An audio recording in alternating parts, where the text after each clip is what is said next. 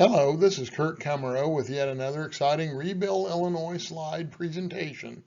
Today we're going to talk about procurement standards under Federal 2 CFR 200.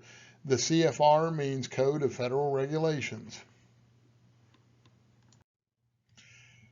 Whether federally or state funded, almost a decade ago, the state of Illinois, through our elected representatives in the General Assembly and the governor at the time, made grant awards, financial assistance in general, issued by state agencies subject to the requirements contained in Federal 2 CFR 200, specifically for procurement standards.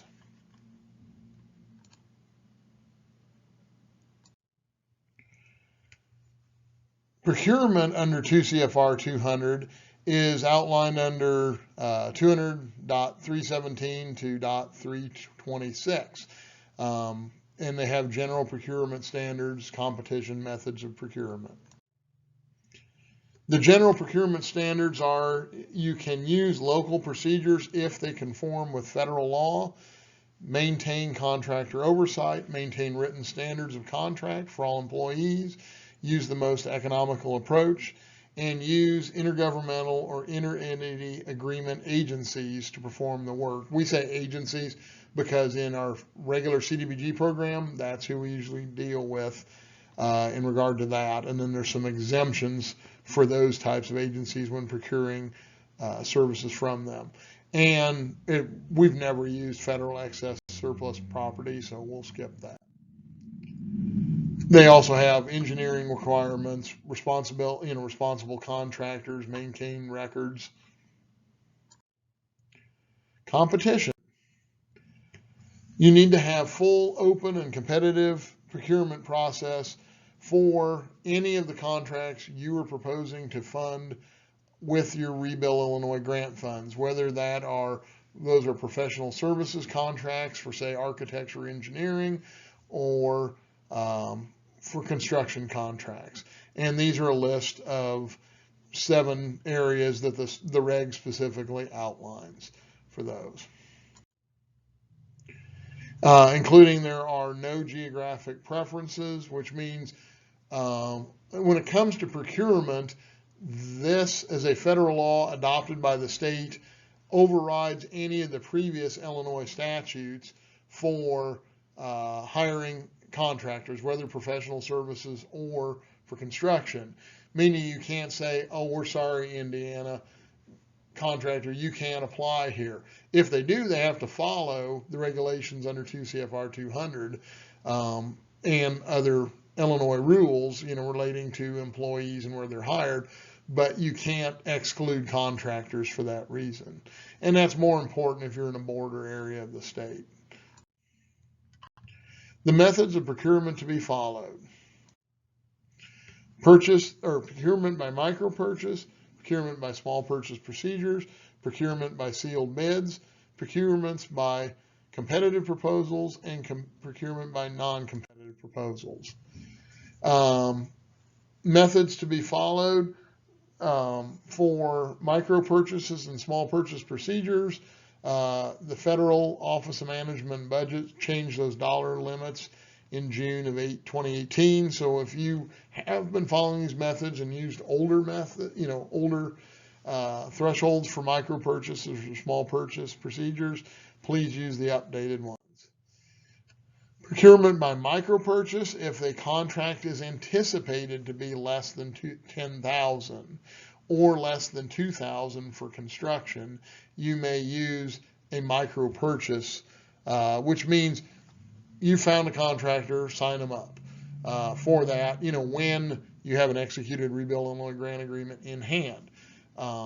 If you go above those dollar amounts, you have to go through more competitive measures of procurement. The first of those is procurement by small purchase procedures. That's if the contract is anticipated to be $250,000 or less. And in that case, for small purchase procedures, you don't have to do bid advertisements and sealed bids. You could phone, email, or mail solicit 3 or more potential qualified bidders in that line of work, whether it's a professional service for architecture engineering, that's available. Under previous Illinois specific state regulations, they were encouraging other means that were more restrictive of hiring architects and engineers. We've been through this with our legal counsel multiple times when threatened with suit by the professional associations for engineers and architects, and our general counsels upheld them. We've actually had state's attorneys in counties with some of our regular SBG funds where the county was the grantee, and the state's attorneys have followed what our general counsel said when their board was threatened with suit. So if you are to be purchasing, engineering services or architectural services with Rebuild Illinois funds, you can use small purchase procedures, or we'll get down to other methods. And those are the general guidelines. I just went through most of them for how to do small purchase procedures. Procurement by sealed bids, which includes formal advertising.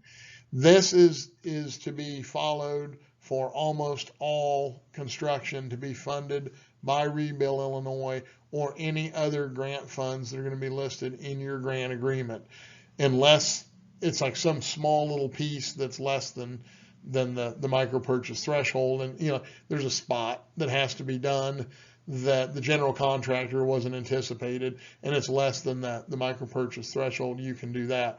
In general, however, we prefer a general contractor being bid, and awarded a contract, and then they can hire subcontractors under their own means that are less restrictive than the sealed bid method for the general contract. Jolene will go through more of labor standards and the construction procurement, the other elements of it that aren't under 2 CFR 200. But in general, that's what we like, is one general contractor, and they can have multiple subs as long as that general contractor was procured under 2 CFR 200. And the compliance can be verified by Jolene as labor standards officer, through her reviews of the paperwork you turn in, or by desk monitoring or on-site monitoring visits by your assigned Rebuild Illinois grant manager.